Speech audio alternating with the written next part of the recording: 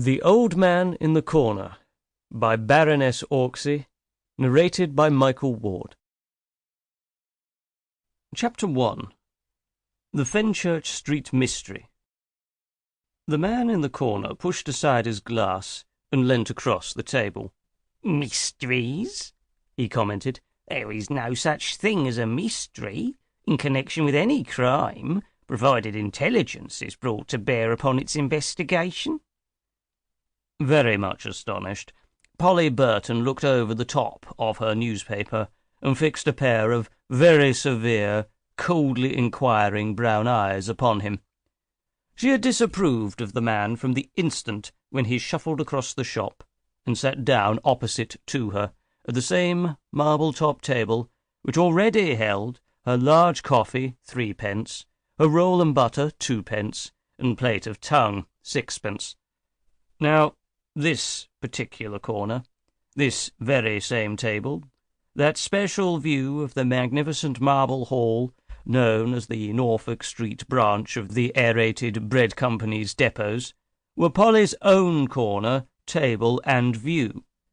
Here she had partaken of 11 pennyworth of luncheon and 1 pennyworth of daily information ever since that glorious, never-to-be-forgotten day when she was enrolled on the staff of the Evening Observer, we'll call it that, if you please, and became a member of that illustrious and world-famed organization known as the British Press.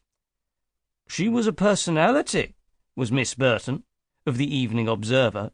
Her cards were printed thus: Miss Mary J. Burton, Evening Observer. She had interviewed Miss Ellen Terry and the Bishop of Madagascar, Mr. Seymour Hicks and the Chief Commissioner of Police. She had been present at the last Marlborough House garden party in the cloakroom, that is to say, where she caught sight of Lady Thingummy's hat, Miss What-you-may-call Sunshade, and of various other things modistical or fashionable, all of which were duly described under the heading Royalty and Dress in the early afternoon edition of the Evening Observer. The article itself is signed M.J.B. and is to be found in the files of that leading halfpennyworth.